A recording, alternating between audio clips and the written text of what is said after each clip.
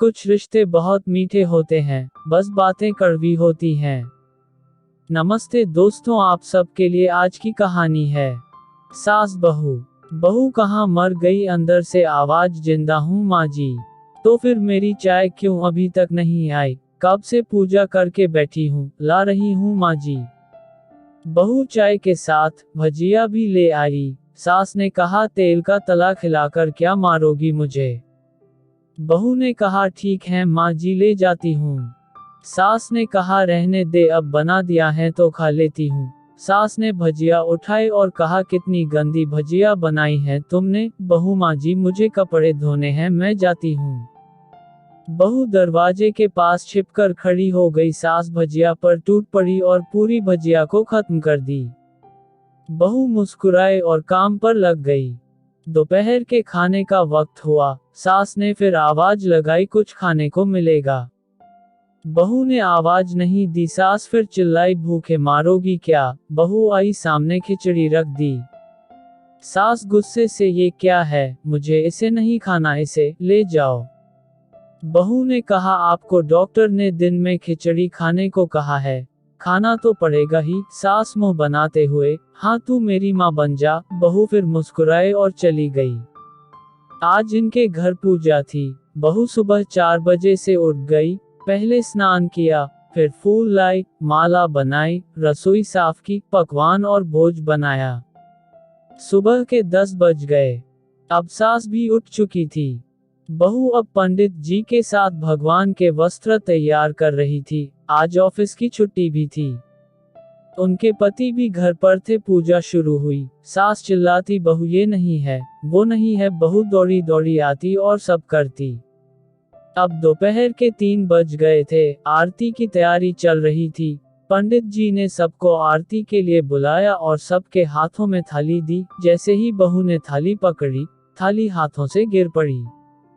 शायद भोज बनाते हुए बहू के हाथों में तेल लगा था, जिसे वो पोंछना भूल गई थी। सारे लोग तरह तरह की बातें करने लगे। कैसी बहू है, कुछ नहीं आता, एक काम भी ठीक से नहीं कर सकती, ना जाने कैसी बहू उठा लाए, एक आरती की थाली भी संभाल नहीं सकी। उसके पति भी गुस्सा हो गए, पर सास चुप रही, कुछ नहीं कहा, बस यही बोल के छोड़ दिया, सीख रही है, सब सीख जाएगी धीरे धीरे। अब सबको खाना परोसा जाने लगा। बहू दौड़ दौड़ के खाना देती, फिर पानी लाती।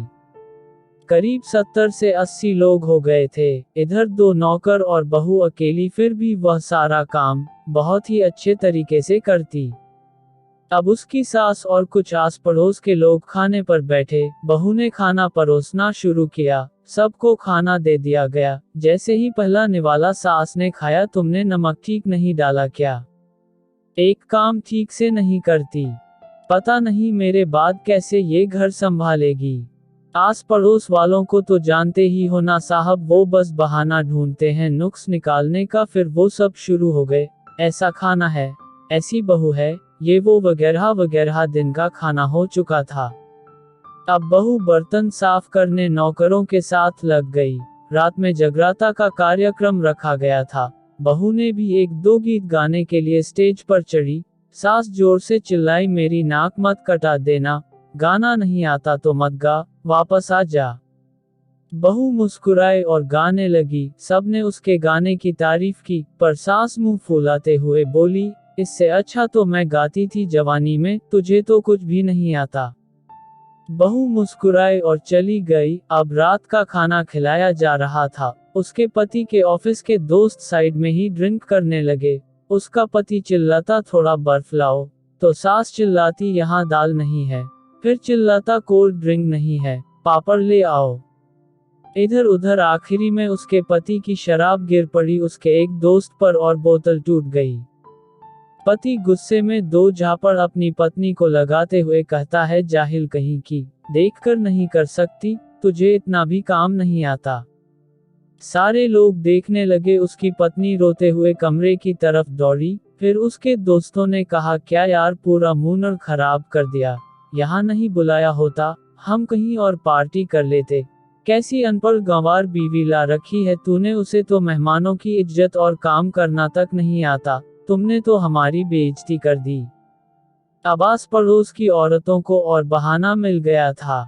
वो कहने लगी, देखो क्या कर दिया तुम्हारी बहू ने, कोई काम की नहीं है। मैं तो कहती हूँ अपने बेटे की दूसरी शादी करा दो, छुटकारा पाओ इस गंवार से। सास उठी और अपने बेटे के पास जाकर उसे थप्पड़ मारा और कहा, अरे नालायक, तुमने मेरी बहू को मारा, तेरी हिम्मत कैसे हुई, तेरी टांग तोड़ दूंगी। उसके बेटे के दोस्त कुछ कहने ही वाले थे कि उसकी मां ने घूरते हुए कहा, चुप, बिल्कुल चुप।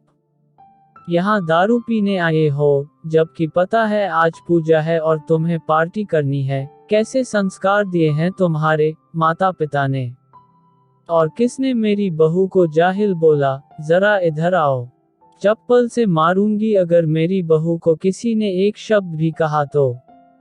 अरे पापी, तूने उस लड़की को बस इसलिए मारा कि तेरी शराब की बोतल टूट गई।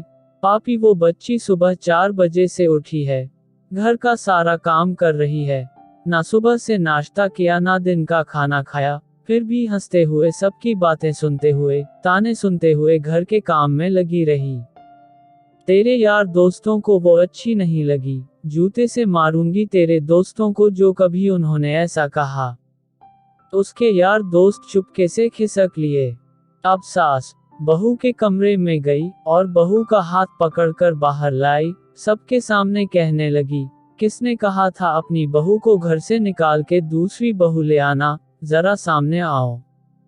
कोई सामने नहीं आया। फिर सास ने कहा, तुम जानते भी क्या हो इस लड़की के बारे में। सास बोली, मेरी बहू ये मेरी माँ भी है, बेटी भी। माँ इसलिए मुझे गलत काम करने पर डांटती हैं और बेटी इसलिए कभी कभी मेरी दिल की भावनाएं समझ जाती हैं। मेरी दिन रात सेवा करती है, मेरे 1000 ताने सुनती है पर एक शब्द भी गलत नहीं कहती, ना सामने ना पीठ पीछे, और तुम कहते हो दूसरी बहू ले आऊं। याद है ना छुटकी की दादी, अपनी बहू की करतूत। सास ने गुस्से से पड़ोस की महिला को कहा, अभी पिछले हफ्ते ही तुम्हें मियाँ बीवी भूखे छोड़ घूमने चले गए थे। मेरी इसी बहू ने 7 दिनों तक तुम्हारे घर पर खाना पानी, यहाँ तक कि तुम्हारे पैर दबाने जाती थी, और तुम इसे जाहिल बोलती हो। जाहिल तो तुम सब हो जो कोयले और हीरे में फर्क नहीं जानते।